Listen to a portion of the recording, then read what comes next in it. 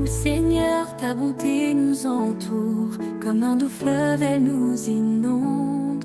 Quand nos cœurs se perdent dans l'ombre, ta lumière éclaire notre monde. Ô miséricorde infinie, ton amour jamais ne faiblit. Tu accueilles chaque âme brisée. En toi, Seigneur, tout est pardonné. La lecture de ce jour est tirée du premier livre de Samuel, chapitre 1. Les versets 9 à 20. Écoutons. En ces jours-là, Anne se leva, après qu'ils eurent mangé et bu à Silo. Le prêtre Élie était assis sur son siège, à l'entrée du sanctuaire du Seigneur. Anne, pleine d'amertume, se mit à prier le Seigneur et pleura abondamment. Elle fit un vœu en disant : Seigneur de l'univers, si tu veux bien regarder l'humiliation de ta servante, te souvenir de moi, ne pas m'oublier, et me donner un fils, je le donnerai au Seigneur pour toute sa vie. Et le rasoir ne passera pas sur sa tête. Tandis qu'elle prolongeait sa prière devant le Seigneur, Élie observait sa bouche. Anne parlait dans son cœur. Seules ses lèvres remuaient, et l'on n'entendait pas sa voix. Élie pensa qu'elle était ivre et lui dit : Combien de temps vas-tu rester ivre ?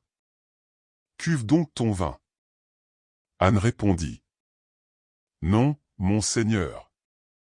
Je ne suis qu'une femme affligée. Je n'ai bu ni vin ni boisson forte. J'épanche mon âme devant le Seigneur. Ne prends pas ta servante pour une vaurienne. C'est l'excès de mon chagrin et de mon dépit qui m'a fait prier aussi longtemps. Élie lui répondit : Va en paix, et que le Dieu d'Israël t'accorde ce que tu lui as demandé. Anne dit alors : Que ta servante trouve grâce devant toi. Elle s'en alla. Elle se mit à manger, et son visage n'était plus le même. Le lendemain, Elkana et les siens se levèrent de bon matin. Après s'être prosternés devant le Seigneur, ils s'en retournèrent chez eux, à Rama.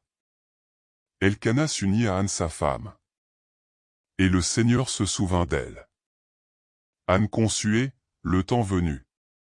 Elle enfanta un fils. Elle lui donna le nom de Samuel. C'est-à-dire, Dieu exauce, car, disait-elle, je l'ai demandé au Seigneur. Parole du Seigneur.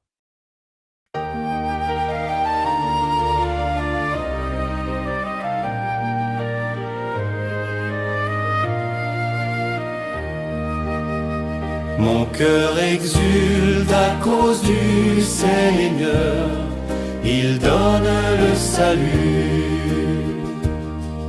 Mon cœur exulte à cause du Seigneur. Mon front s'est relevé grâce à mon Dieu. Face à mes ennemis, s'ouvre ma bouche. Oui, je me réjouis de ta victoire. Mon cœur exulte à cause du Seigneur, il donne le salut.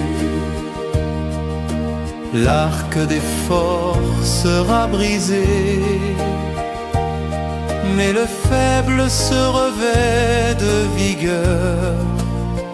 Les plus comblés s'embauchent pour du pain,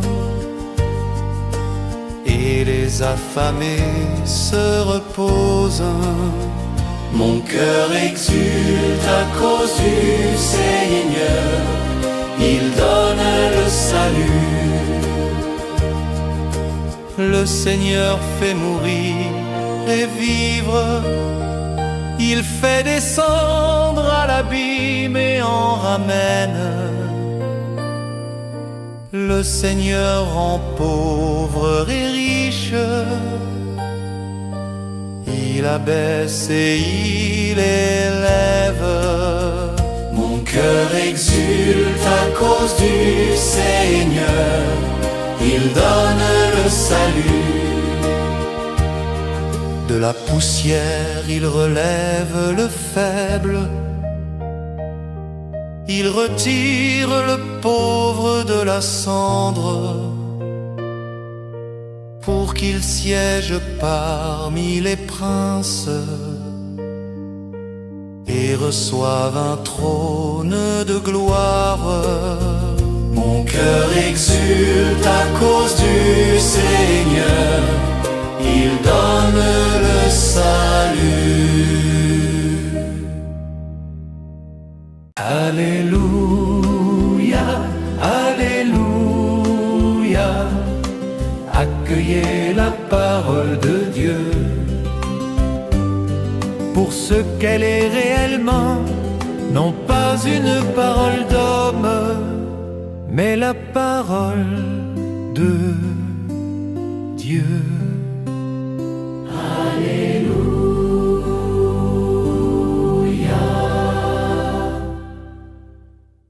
L'évangile de Jésus-Christ de ce jour est selon saint Marc. Chapitre 1. Les versets 21 à 28.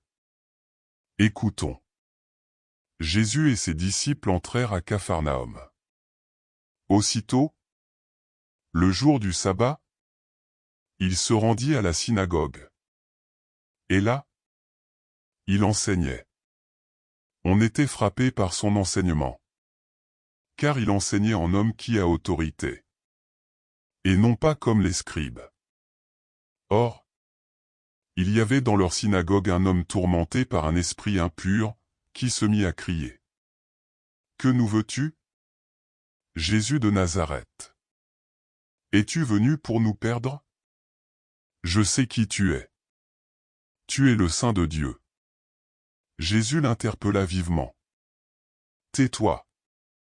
Sors de cet homme. » L'esprit impur le fit entrer en convulsion.